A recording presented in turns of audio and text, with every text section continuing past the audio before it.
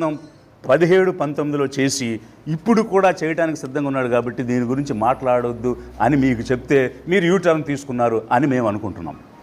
కాదంటే చెప్పండి, ఎందుకు మీరు నేరస్తుల్ని శిక్షించడం లేదు? మేము చెప్తున్నాం, లిబరేషన్ కాంగ్రెస్ పార్టీగా పేదల తరపున పేదల ప్రభుత్వం 2029లో ఏర్పాటు చేస్తే ఖచ్చితంగా ఒక మల్టీ డిసిప్లినరీ టీం వేసి ఆ టీంలో medical, forensic, legal, psychological, revenue, police వీళ్ళందరితో కలిపి మల్టీ డిసిప్లినరీ టీం వేసి డే టు డే ఇన్వెస్టిగేషన్ చేసి తప్పు చేసిన వాళ్ళని గుర్తించి శిక్ష పడే విధంగా చేస్తాము.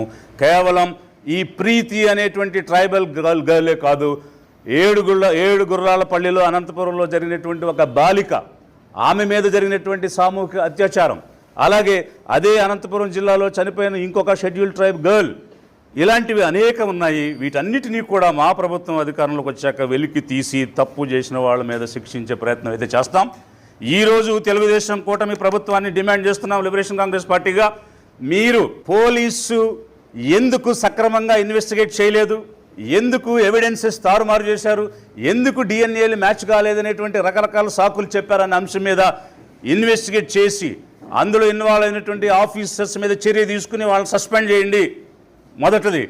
రెండవది, మీకేమైనా చావ, దమ్ము, ధైర్యం, పేదల ఎడల ఏమాత్రం శ్రద్ధ కానీ పేదలంటే గౌరవం కానీ ఉంటే వెంటనే ఈ కేసుని రీఇన్వెస్టిగేట్ చేసి నేరస్తులను శిక్షించాలని చెప్పేసి లిబరేషన్ కాంగ్రెస్ పార్టీ డిమాండ్ చేస్తున్నది.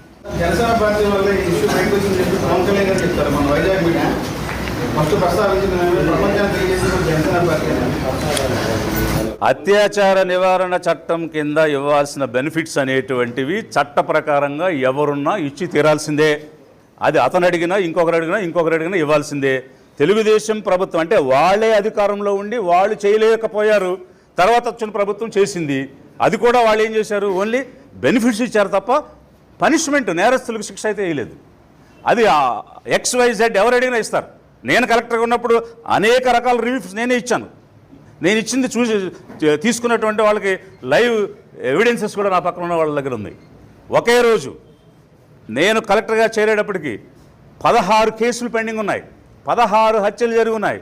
అందులో జాబ్ ఇవ్వాల్సినటువంటి అవసరం ఉండి కూడా ముందున్న వాళ్ళు ఎవరు చేయకపోతే ప్రజా దర్బార్ కార్యక్రమం సోమవారం పెట్టి ఆ రోజు 16 మందికి పర్మనెంట్ ఉద్యోగాలు, అపాయింట్మెంట్ లెటర్స్ పంచిపెట్టాను నేను.